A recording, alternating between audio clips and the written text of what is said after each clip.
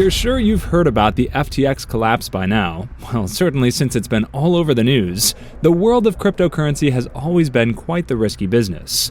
But what was it about FTX in particular? Who is Carolyn Ellison, and what does she have to do with the collapse? Stick around and we'll answer all your questions. First things first, who is Carolyn Ellison? There's not much that we know about Ellison since she hasn't exactly opened up about her lifestyle, but we do know whatever's been available to us on the surface. So, who is this nerdy girl who was behind a fraud worth millions? Here's everything we know about Carolyn. The general consensus regarding Ellison is that she's an extremely intelligent math genius. You would think so, the girl managed to defraud millions of people. It all caught up with her though. Yikes. As far as her home life is concerned, she was born in Boston to Glenn Ellison, the department head of economics at MIT, and Sarah Ellison, a senior lecturer in economics at MIT. Well, of course the math wizard's parents are economists. It all makes sense now. She was awarded the math prize for girls while she was enrolled at Newton North High School. After that, she continued her education in the field at Stanford University.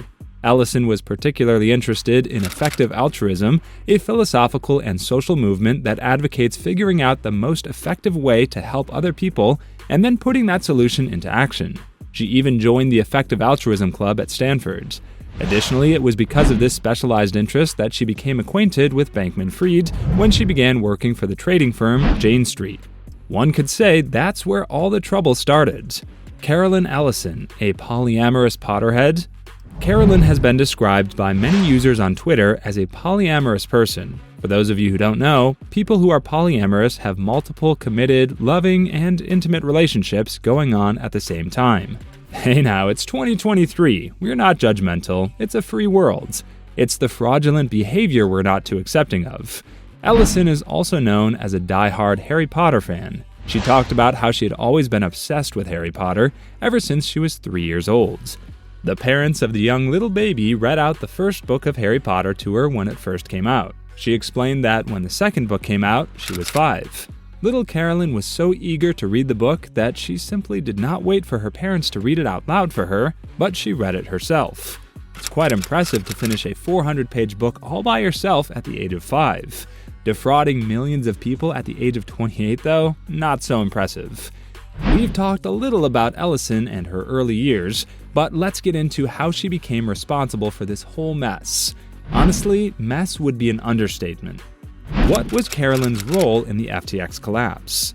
One of Carolyn Ellison's former co-workers approached her while she was employed at Jane Street, a quant trading firm, with a proposal that would alter her life. And so it did, just not in the best way possible. Sam Bankman-Fried, a disarmingly distant crypto entrepreneur, approached her in California over coffee about joining Alameda Research. This was a new digital currency hedge fund he was developing that would capitalize on differences in Bitcoin prices between countries. He claimed that it was the ideal arbitrage. He would be able to reach his objective of earning to give billions to charity thanks to the exchange. Carolyn was quite impressed by this offer and felt tempted. Shortly after, Carolyn found herself bidding farewell to Jane Street. Bankman-Fried was the ranting founder of both Alameda and FTX. He founded FTX 2 years after Alameda to build what he thought was a modern cryptocurrency exchange. Ellison, a quiet and quirky child of MIT economics professors, took over as co-CEO when Bankman-Fried decided to leave Alameda to fully devote himself to the rapidly expanding FTX.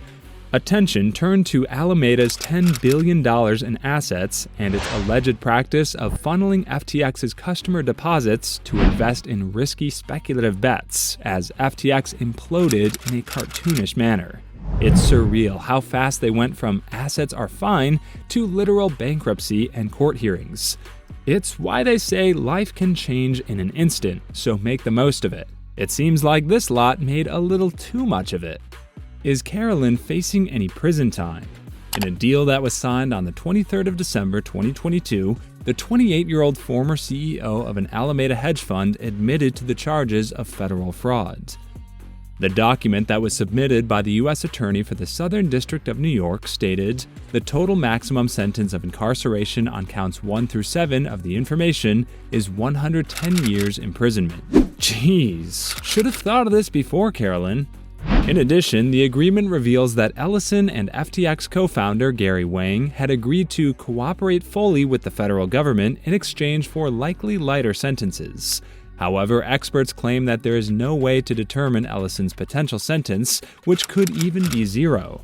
Ellison was charged with wire fraud, commodities fraud, securities fraud, and money laundering for her part in all this scheme. However, prosecutors agreed to release the math genius on $250,000 bail in exchange for Ellison's decision to truthfully and completely disclose all information concerning all matters in the investigation. Because deals made with federal prosecutors are typically not made public until after they've been completed, the amount of time in prison that Ellison has agreed to serve, if any, will not be made public until she has completed cooperating, most likely after Bankman-Fried's trial has ended. Is Ellison sorry for her wrongdoings? It's only natural that after one commits a crime, they resort to repentance, but that's not always the case. Some people are just sorry that they got caught. Let's see if that's the case with Ms. Ellison. When she pleaded guilty to criminal charges related to the collapse of the cryptocurrency exchange last month, a former top executive at a trading firm that was closely associated with FTX said she was truly sorry for defrauding customers, investors, and lenders. Well, Carolyn, at least you're sorry. Oh, and you'll also probably be charged with a hefty sum. But you reap what you sow. A transcript of the hearing that was unsealed a few weeks ago says that Carolyn Ellison told a federal judge in Manhattan on Monday, when she entered her guilty plea, "I knew that it was wrong." Ms. Ellison, 28, has agreed to assist federal prosecutors in building a case against Sam Bankman-Fried, the disgraced founder of FTX and a co-founder of Ms. Ellison's trading firm, Alameda Research. Ms. Ellison admitted things that showed how she could be a strong witness against Mr. Bankman-Fried. She stated that she concurred with Mr. Bankman-Fried's and others' decisions to conceal the close relationship between FTX and Alameda to divert billions of customer deposits at FTX to pay off Alameda's loans. There's one jury that's going to decide Carolyn's innocence, but there's also another jury, us. And our verdict is that after all the updates and media coverage, we do seem to think that Ms. Ellison really does regret what she's done. What else is there to know about Carolyn Ellison? Oh, what a delight it was to be an 8-year-old, playing hopscotch in the street, riding bikes near the lake, rolling down hills. Ah, what a time to be alive. While all of us were out there lollygagging, Carolyn Ellison was writing an economics paper for her father on Toys R Us. Imagine that. As Carolyn got older, she got more interested in her academics.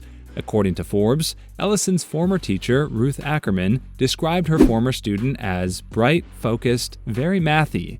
When Ellison was a freshman, she said that she had thought about going into linguistics or political science, but she decided to go into math because there were more opportunities to take other classes on the side. She stated that although a math major was a signal that you're smart, in hindsight, she wished she had studied more computer science and programming at Stanford. As smart and possibly out of this world Carolyn seemed, it's safe to say she was like us, a complex human. She loved her presence on social media and often shared her interests, like books and favorite colors. She started out as a bright young child who loved to read and was into academia. Her life shaped up to be pretty well, until she made a few mistakes and took the wrong path. All we can say is that we hope Carolyn's apologies are genuine and that the system takes a just and fair decision. Let us know in the comments below what you think, and don't forget to hit the like button. Thanks for watching. See you next time.